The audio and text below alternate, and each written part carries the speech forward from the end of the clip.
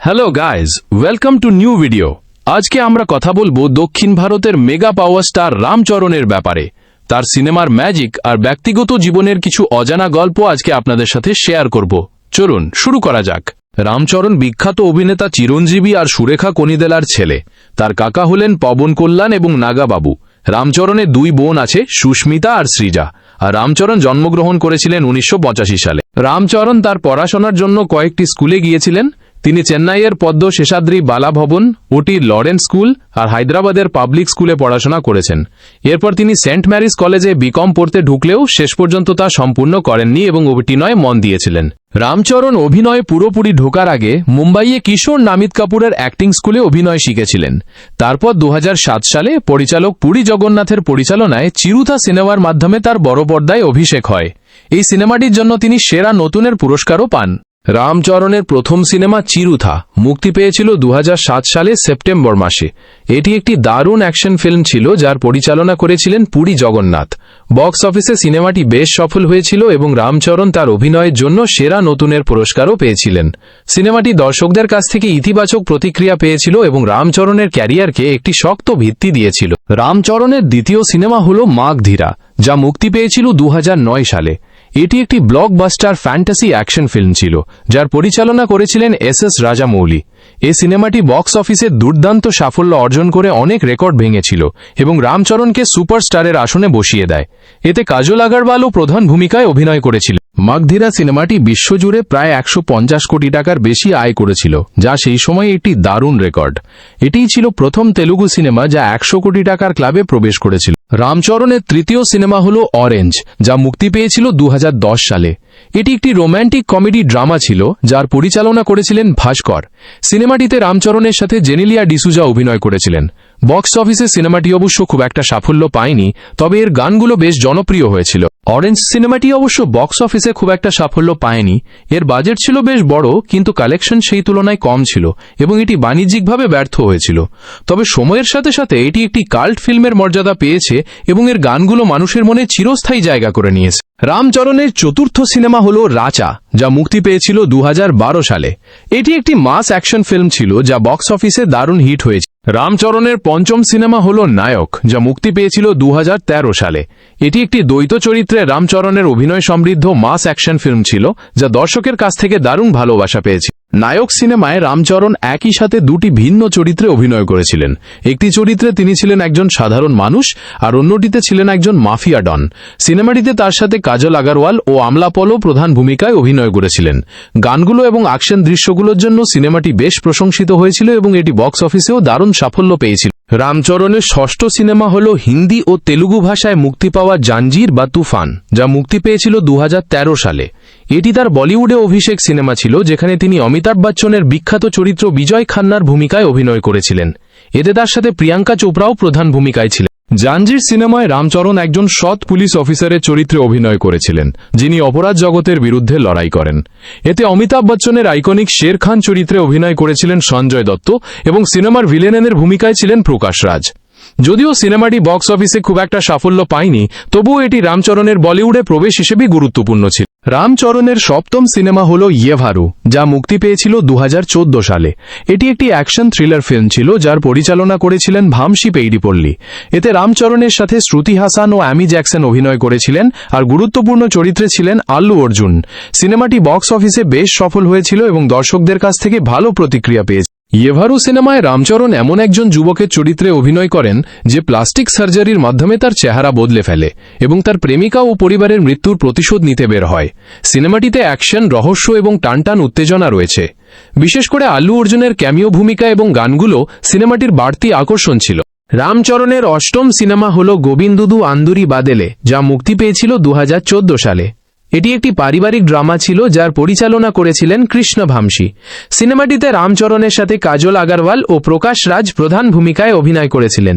সিনেমাটি বক্স অফিসে বেশ সফল হয়েছিল এবং পারিবারিক গল্প ও সম্পর্কের সমীকরণের জন্য গোবিন্দুদু আন্দুরি বাদেলে সিনেমায় রামচরণ একজন গ্রামের যুবকের চরিত্রে অভিনয় করেন যে তার দাদুর সাথে পরিবারের সম্পর্ক ঠিক করার জন্য লড়াই করে। সিনেমাটিতে পারিবারিক আবেগ, সংস্কৃতি এবং মূল্যবোধের সুন্দর মিশ্রণ রয়েছে। কাজল আগরওয়ালের সাথে তার রসায়ন এবং পারিবারিক দ্বন্দ্বের দৃশ্যগুলো সবই সিনেমাটিকে অন্য মাত্রায় নিয়ে গিয়েছিল এবং এটি দর্শকদের হৃদয় ছুঁয়েছে। রামচরণের নবম cinema hall Bruce Lee the fighter, যা মুক্তি পেয়েছিল 2015 সালে। এটি একটি অ্যাকশন কমেডি ফিল্ম ছিল যার পরিচালনা করেছিলেন শ্রীনু বৈটালা। সিনেমাটিতে তার সাথে রাকুলপ্রীত সিং প্রধান ভূমিকায় অভিনয় করেছিলেন এবং এতে চিরঞ্জীবী একটি বিশেষ চরিত্রে উপস্থিত ছিলেন। ব্রুসলি দ্য ফাইটার সিনেমায় রামচরণ একজন স্টান্টম্যানের চরিত্রে অভিনয় করেন যে তার বোনের পড়াশোনা এবং পরিবারের খরচ মেটানোর জন্য নানান চ্যালেঞ্জের মুখোমুখি হয়। সিনেমাটিতে দারুণ অ্যাকশন এবং কমেডির পাশাপাশি পারিবারিক আবেগের মিশ্রণ রয়েছে। মেগাস্টার চিরঞ্জীবীর অতিথি উপস্থিতি সিনেমাটির বাড়তি আকর্ষণ ছিল এবং এটি বক্স অফিসেও দারুণ সাফল্য পেয়েছিল। রামচরণের দশম সিনেমা হল ধ্রুবা, যা মুক্তি পেয়েছিল 2016 সালে। এটি একটি অ্যাকশন থ্রিলার ফিল্ম ছিল যার পরিচালনা করেছিলেন সুরেন্দর রেড্ডি। এতে রামচরণের সাথে রাকুলপ্রীত সিং এবং অরবিন্দ স্বামী প্রধান ভূমিকায় অভিনয় করেছিলেন। সিনেমাটি বক্স অফিসে বেশ সফল হয়েছিল এবং এর টানটান গল্প ও অভিনয়ের জন্য প্রশংসিত। ধ্রুবা সিনেমায় রামচরণ একজন অকুতোভয় আইএস পুলিশ অফিসারের চরিত্রে অভিনয় করেন। তিনি সমাজকে অপরাধমুক্ত করার জন্য সংকল্পবদ্ধ এবং একটি অত্যন্ত বুদ্ধিমান ও নিষ্ঠুর অপরাধী মাস্টার মাইন্ডকে, যার চরিত্রে অভিনয় করেছিলেন অরবিন্দ স্বামী, তার পেছনে লেগে থাকেন। এটি তামিল ছবি থানি ওরুভানের রিমেক ছিল এবং রামচরণের পারফরম্যান্স, বিশেষ করে তার শরীরচর্চা ও তীব্রতা, দর্শকদের দারুণভাবে আকর্ষণ করেছিল। রামচরণের একাদশ সিনেমা হল, যদিও এটি তার পূর্ণাঙ্গ অভিনীত সিনেমা নয়, তবে তিনি 2017 সালে মুক্তি পাওয়া খাইদি নম্বর 150 সিনেমায় একটি বিশেষ গানে হাজির হয়েছিলেন। এটি ছিল তার বাবা চিরঞ্জীবীর কামব্যাক সিনেমা, যা তিনি প্রযোজনাও করেছিলেন। রামচরণের দ্বাদশ সিনেমা হল রঙ্গস্থলম, যা মুক্তি পেয়েছিল 2018 সালে। এটি একটি পিরিয়ড ড্রামা ছিল যার পরিচালনা করেছিলেন সুকুমার। সিনেমাটিতে তার সাথে সামান্থা রথপ্রভু প্রধান ভূমিকায় অভিনয় করেছিলেন। সিনেমাটি বক্স অফিসে দুর্দান্ত সাফল্য অর্জন করে এবং রামচরণের অভিনয় দারুণভাবে। রঙ্গস্থলম সিনেমায় রামচরণ একজন গ্রাম্য যুবকের চরিত্রে অভিনয় করেছিলেন যিনি কানে কম শোনেন। এটি 1980-র দশকের একটি প্রেক্ষাপটে তৈরি হয়েছিল, যেখানে সামন্ততান্ত্রিক ব্যবস্থা এবং গ্রামের রাজনীতির বিরুদ্ধে তার লড়াই দেখানো হয়। রামচরণের অভিনয় এতটাই প্রশংসা পেয়েছিল যে অনেকেই মনে করেন এটি তার ক্যারিয়ারের অন্যতম সেরা পারফরম্যান্স। রামচরণের ত্রয়োদশ সিনেমা হল বিনয় বিদ্যে রামা, যা মুক্তি পেয়েছিল 2019 সালে। এটি একটি অ্যাকশন ফিল্ম ছিল যার পরিচালনা করেছিলেন বোয়াপাটি শ্রীনু। সিনেমাটিতে তার সাথে কিয়ারা আডবাণী প্রধান ভূমিকায় অভিনয় করেছিলেন।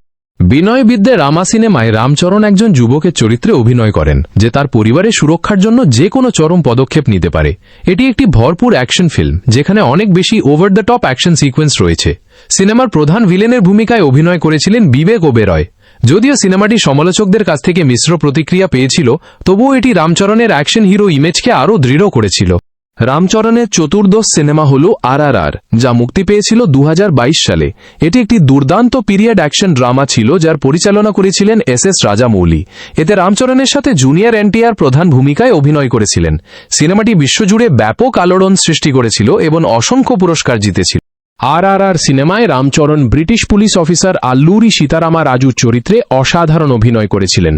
এটি 1920 দশকের ভারতের দুজন বিপ্লবী আল্লুরি সীতারামা রাজু ও কোমারাম ভীমের কাল্পনিক বন্ধুত্বের গল্প।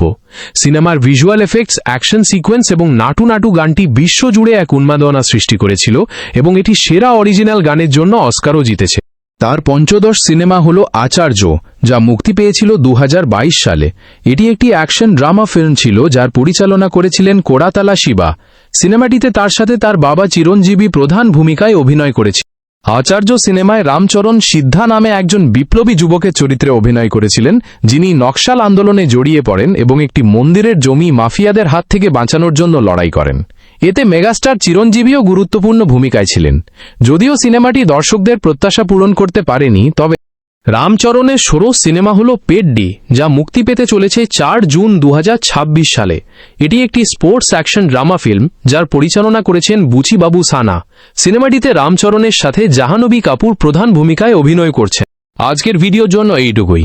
মেগাস্টার রামচরণের জীবনের নানা কাহিনী নিয়ে আবার হাজির হব পরের ভিডিওতে। ততক্ষণের জন্য বিদায়। ভালো থাকবেন সবাই।